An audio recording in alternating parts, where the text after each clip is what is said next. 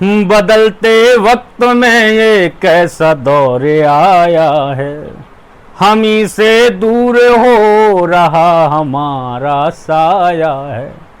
आज हम उनकी जुबां पे लगा रहे बंदिश, जिन बुजुर्गों ने हमें बोलना सिखाया है।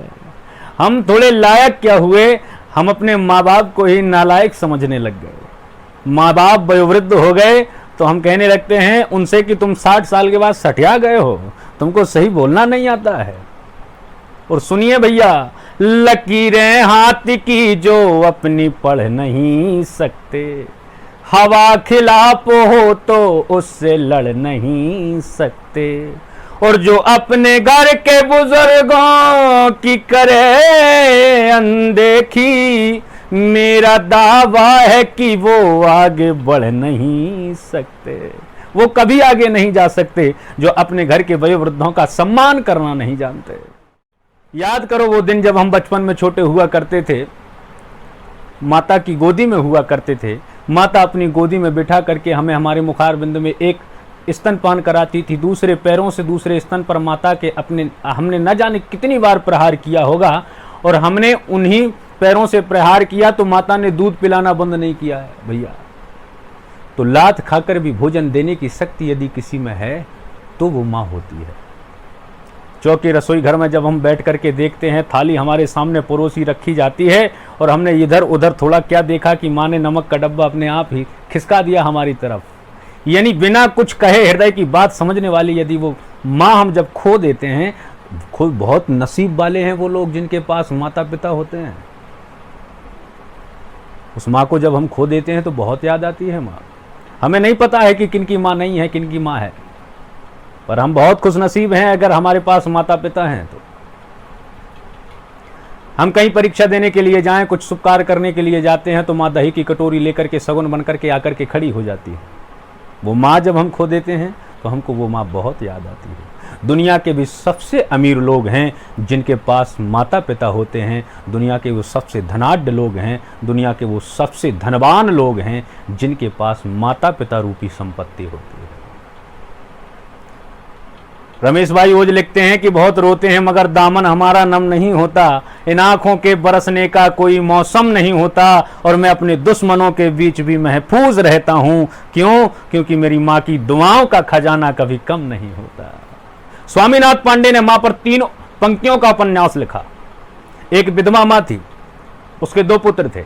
एक बेटा नीचे वाले माले पर रहता था, दूसरा बेटा दूसरे वाले माले पर रहता था। 15 दिन माँ, दुर्भाग्य उस माँ का, 15 दिन माँ एक बेटे के यहाँ खाना खाती थी, 15 दिन माँ दूसरे बेटे के यहाँ खाना खाती थी। दुर्भाग्य पर भी दुर्भाग्य देखिए भाई साहब कि साल में जो 31 दिन के महीने होते थे, उस एक दिन उस विधवा माँ का उपवास होता था। 9 महीने गर्भ में रखने वाली माँ को जब बेटे 9 महीने में गर्भ में रखने वाले बेटे को जब माँ एक दिन भारी लगने लग जाती है, तब मैं आदरणीय व्यास जी की कुछ चंद्र पंक्तियां आपको समर्पित करता हूं। सुनना कि माँ का अपने जीवन में कितना महत्व है।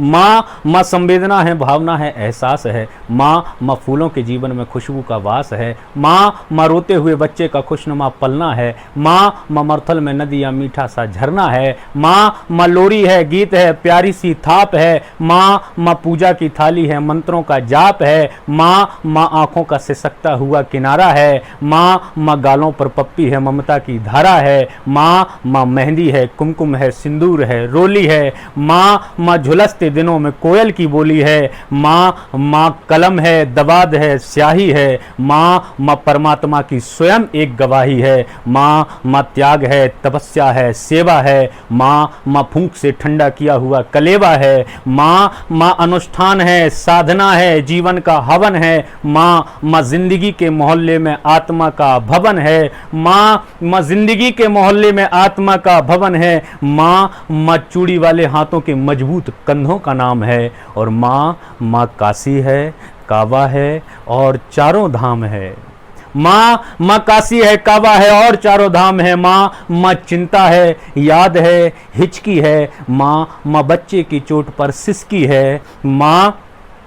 माँ बच्चे की चोट पर सिसकी है, माँ चूल्हा, धुआं, रोटी, हाथों का छाला है, माँ जिंदगी की कड़वाहट में अमृत का प्याला है, माँ पृथ्वी है, जगत है, धूरी है, माँ बिना इस सृष्टि की कल्पना अधूरी है। तो माँ की ये कथा अनादि है, ये अध्याय नहीं है, और माँ का जीवन में कोई पर्याय नहीं है।